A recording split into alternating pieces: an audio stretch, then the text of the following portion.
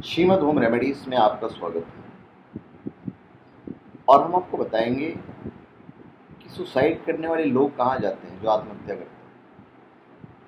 देखिए, एक बात तो निश्चित है कि जो आया है उसका जाना निश्चित है। अक्सर सबने सुना होगा कि मौत जब सामने खड़ी होती है तो लोग घबरा जाते हैं। एक छोटा सा बच्चा जब पहली बार किसी डरावने जीव को देखकर माँ के आंचल में छिपने की कोशिश करता है, ठीक उसी तरह से इंसान भी मौत को देखकर बेचैन हो जाता है।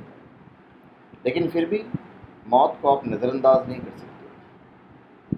यह सत्य है कि मृत्यु से डर लगता है, बहुत भयंकर डर लगता है, पर तो उनका क्या जो खुद मौत को गले लगाते हैं। जो लोग खुद हिम्मत जुटाकर अपनी मौत की तारीख तय करते हैं, जीवन का आखिरी चरण कब और किस दिन होगा, वो खुद इसका फैसला करते हैं। कौन है ये लोग? क्या इन्हें अपनी ज़िंदगी से प्यार नहीं है? ये वो लोग हैं जो किसी न किसी कारण से मरना चाहते हैं, जिनके लिए जीवन से ज़्यादा सुखमय ज़्यादा मौत है। लेकिन निडर होकर मरने के बाद ये कहाँ जाते हैं? हिंदू मान्यता के अनुसार इंसान मरने के बाद यमराज उसे यमलोक लेकर जाते हैं।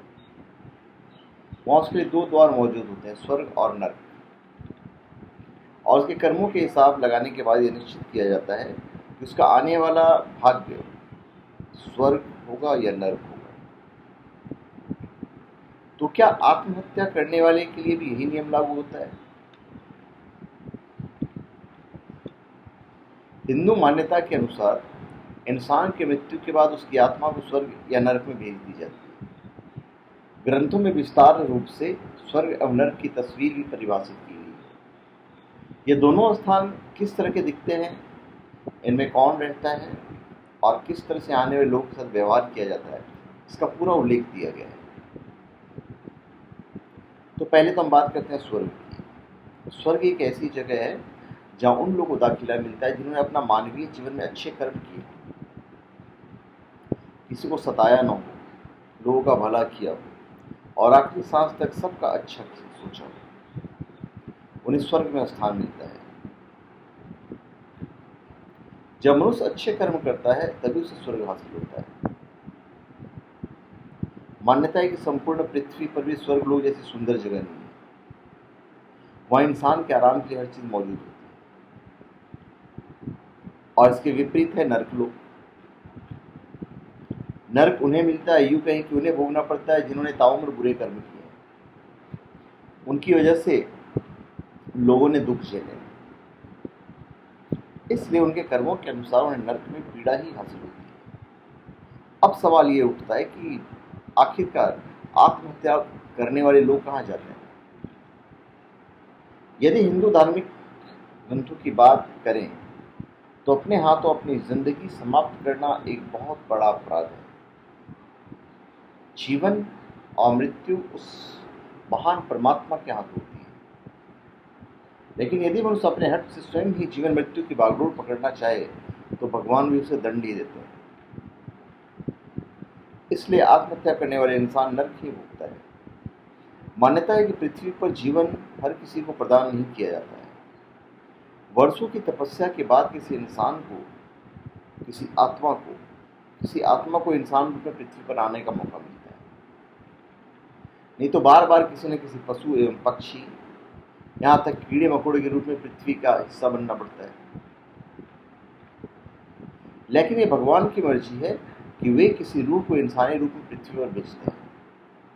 उनका उस आत्मा को यह मौका देने का उद्देश्य होता है कि उसे अध्यात्म से जोड़ना।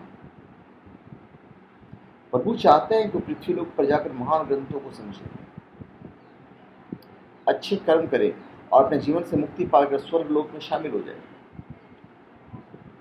लेकिन जब इंसान भगवान के विरुद्ध चलता है तो उसे सजा मिलती है।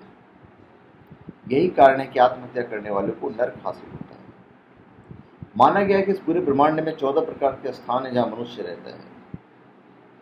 इनमें से 7 सकारात्मक स्थान है तथा बाकी जो 7 हैं वो नकारात्मक स्थान है, जिन्हें नर्क भी कहा जाता है। तो जब कोई मनुष्य अपना शरीर छोड़ आत्मा रूप धारण कर लेता है उस पृथ्वी के अलावा 13 स्थानों में से किसी एक स्थान पर भेजा जाता है। इस प्रकार से आत्महत्या करने वाले इंसान को 7 नर्क स्थानों में से किसी एक नर्क की दुनिया भेजा जाता है और उस इंसान को यहाँ कम से कम 60,000 पृथ्वी के वर्ष समान वर्ष व्यतीत करने होते हैं। 60,000। मान्यता है कि नर्क का यह स्थान ऐसा है जहाँ रोशनी की एक किरण भी नहीं होती है। ये एक ऐसा स्थान है जो किसी शिकारी को परिंदे में बांध कर रखने योग्य होता है। यहाँ दुख, पीड़ा और अंधकार के अलावा इंसान को कुछ भी हासिल नहीं होता है।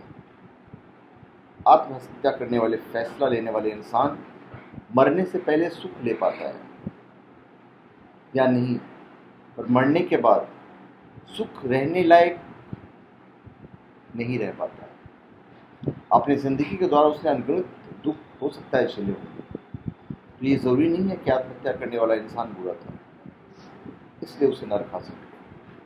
बहुत लोग मजबूरी में फैसला लेते हैं। उसके लिए जीवित अवस्था में दुख झेलने से ज़्यादा आसान था मृत्यु को स्वीकार कर लेना, परंतु मृत्यु के बाद उसे क्या हासिल होगा ये वो नहीं जानता है।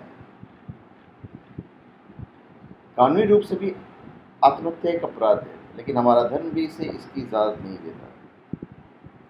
आत्महत्या करने वाला भगवान की बनाई सांसारिक नीति के विरुद्ध जब कोई कदम उठाता है तो भगवान उसे सजा देने के लिए तैयार रहते हैं। तो धन्यवाद। आप हमारे चैनल को सब्सक्राइब करें और अपने कमेंट दीजिए। धन्यवाद।